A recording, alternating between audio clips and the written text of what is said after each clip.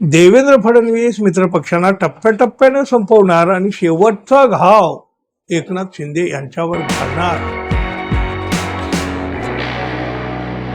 मित्र हो, राज्याचे उपमुख्यमंत्री एकनाथ शिंदे हे सातारा जिल्ह्यातल्या पाचगणी जवळच्या दरे गावचे रहिवासी.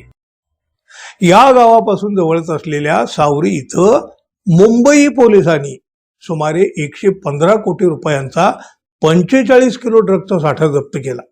मुंबई पोलिसांनी, सातारा नव्हे. पोलिसांनी धाड टाकलेलं हे हॉटेल आहे ना, तेज यश नावाचं हॉटेल. हे हॉटेल उपमुख्यमंत्री एकनाथ शिंदे यांचे सख्खे भाऊ प्रकाश शिंदे यांच्या मालकीचं. या हॉटेलचा व्यवसाय दरेगावचे सरपंच रणजित शिंदे सांभाळतात.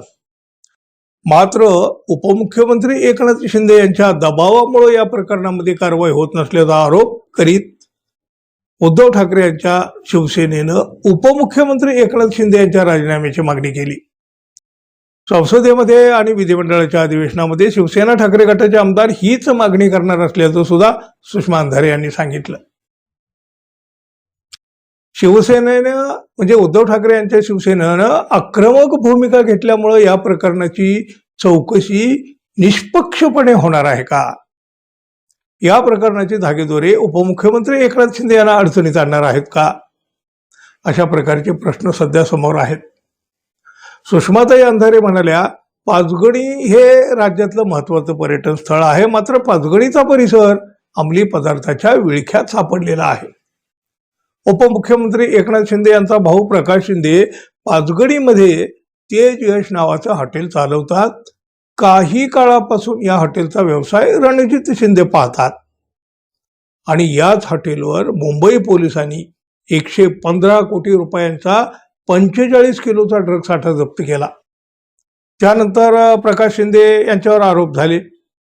लगेच प्रकाश शिंदे यांनी या हॉटेलशी आपला काही संबंध नसल्याचं सांगून सगळे आरोप फेटाळले, आपले हात वर केले.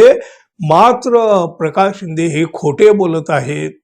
हॉटेलचे ऑनलाईन बुकिंग प्रकाश शिंदे हेच घेत आहेत. त्यांचं नाव, मोबाईल क्रमांक त्या ठिकाणी आहे. त्यांनी एकनाथ शिंदे यांचं गाव असलेल्या दरेगावचे सरपंच रणजित शिंदे फरार का बरं झाले हे तरी सांगावं. पदाचा दुरुपयोग करून तपास यंत्रणावर दबाव टाकला जात असल्याचा आरोप सुषमाताई यांनी केला आणि एकनाथ शिंदे यांच्या राजीनाम्याची मागणी सुद्धा त्यांनी केली.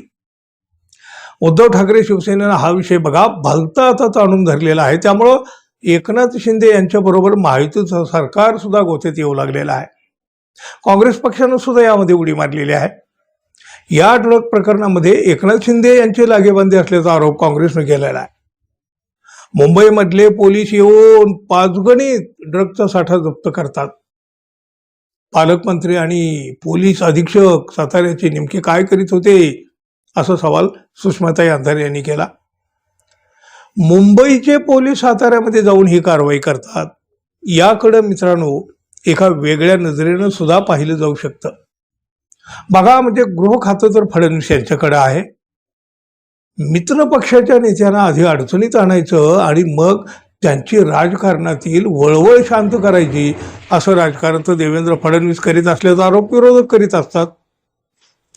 देवेंद्र फडणवीस मित्रपक्षांना टप्प्याटप्प्याने संपवणार आणि शेवटचा घाव एकनाथ शिंदे यांच्यावर घालणार असा दावा तर संजय राऊत यांनी नुकताच केलेला आहे.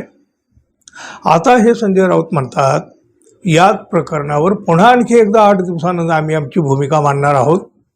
पण सुषमाताई अंधारे यांनी मात्र म्हटलंय, 2 वर्षात राज्यातील 2 मंत्र्यांची विकेट पडलेली आहे, आता 3री विकेट पडणार आहे. मग आता ही विकेट कोणाची? मग ही विकेट एकनाथ शिंदे यांचीच तर नाही ना. देवेंद्र फडणवीस यांच्याच गुगलीवर एकनाथ शिंदे यांची विकेट तर जाणार नाही ना.